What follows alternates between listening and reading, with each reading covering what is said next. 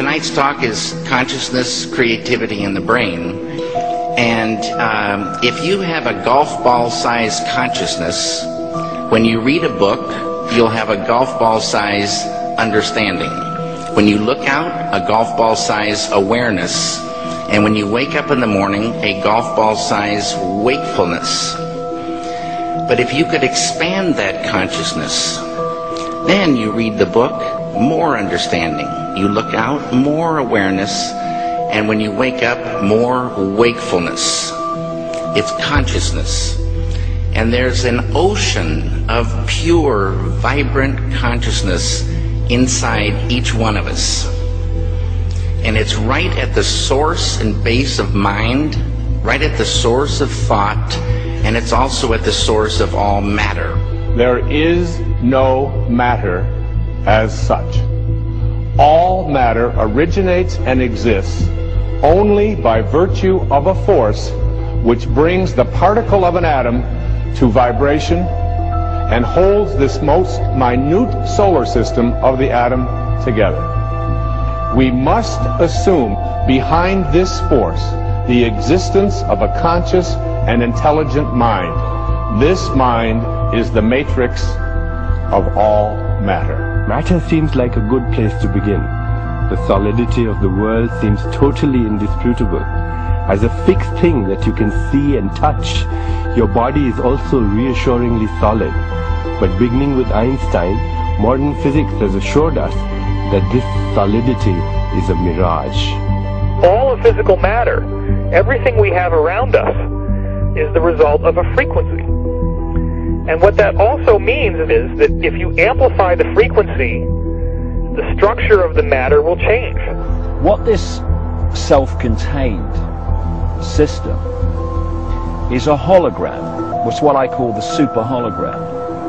Everything within it is an expression of that hologram. This is one of the great characteristics of a hologram, is that every part of a holographic picture is a smaller version of the whole. It's as if reality is so connected that when you look at one small part, you can see things about other parts. That the entire whole is contained in the part.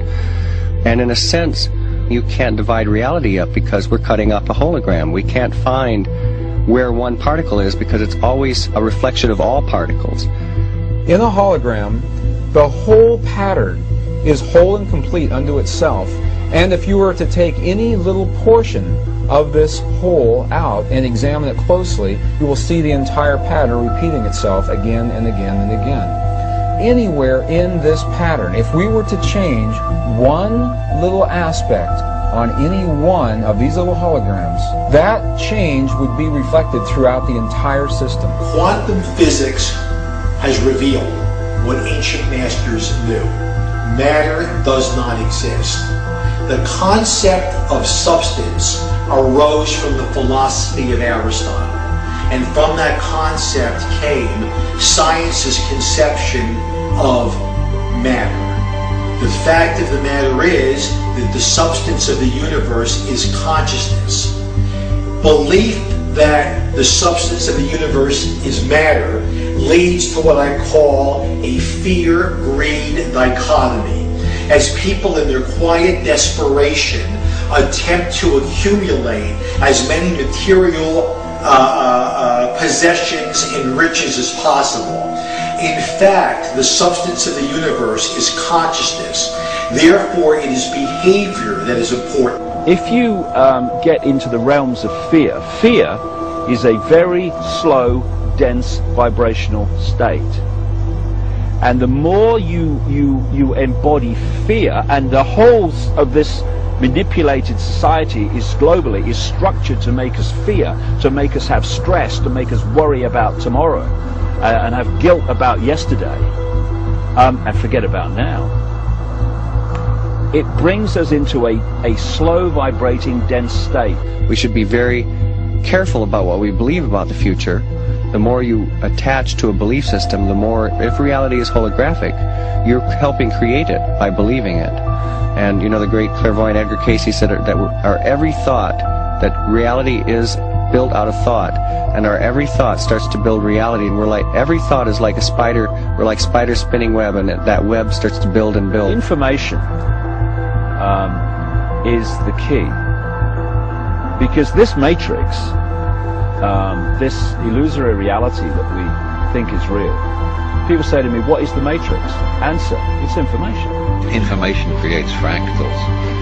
As information flow increases, the number of fractals, mathematically speaking, increase. This was demonstrated by a mathematician named Theodore Gordon. Fractals are unpredictable functions, so things are becoming more and more unpredictable. When you start getting into fractals and chaos theory, when you look at it in terms of a society, this is where it starts to cross over into the so-called Illuminati or the negative elite, the world leaders with their philosophy of order out of chaos.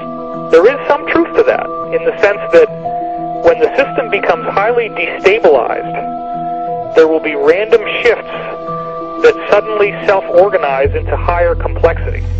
At the subatomic level, reality behaves in accordance with the expectation of the observer, or the measurer, the scientist. Why is that remarkable? Because everything in the universe is composed of those subatomic particles. These atoms are particles that are whirling at lightning speeds around huge empty spaces, and the particles aren't material objects. They are fluctuations of energy and information in a huge void of energy and information. And what the science now is showing is that when you can change the field that the atom is in, you change the atom. And we're made of those atoms. So when we have feelings in our hearts, we're changing the field that connects the stuff everything is made of, and we literally are altering our physical reality. Once you establish the reality we live in, and the nature of what the physical body is, it's a biological computer, and the nature of what we are, which is consciousness, and then you start, as I have, looking at the way this world is structured and how it works and why they do this and why they do that, it suddenly brings into crystal clarity why the world is structured as it is. Because, you know, people look through their eyes and they think this is the world, but it isn't. It's a tiny, tiny frequency range within an infinite energy field of infinite frequency ranges.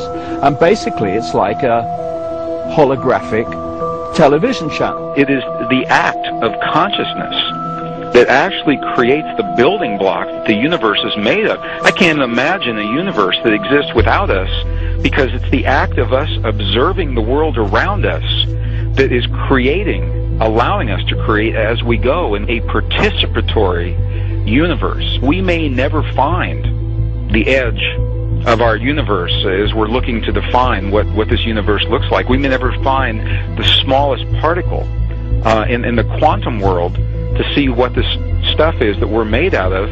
And the reason is because everywhere we look, everywhere that consciousness explores with the expectation that something will be there, that exploration, that act of looking, observation, is the act that creates something for us to see.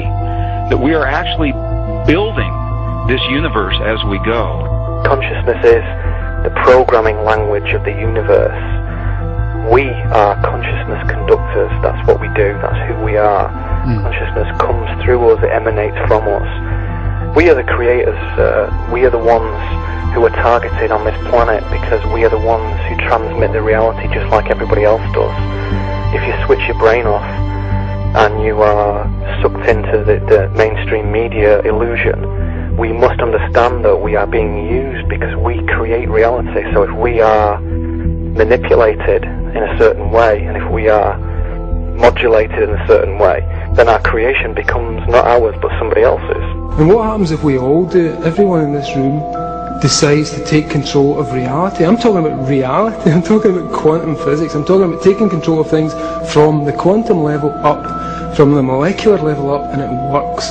One of the things we're actually dealing with is as I say, some kind of operating system that can be hacked using words. The world is like a ride at an amusement park, and when you choose to go on it, you think it's real, because that's how powerful our minds are. And the ride goes up and down and round and round. It has thrills and chills, and it's very brightly colored, and it's very loud, and it's fun for a while. Some people have been on the ride for a long time, and they begin to question, is this real or is this just a ride? And other people have remembered, and they come back to us and they say, hey, don't worry, don't be afraid, ever, because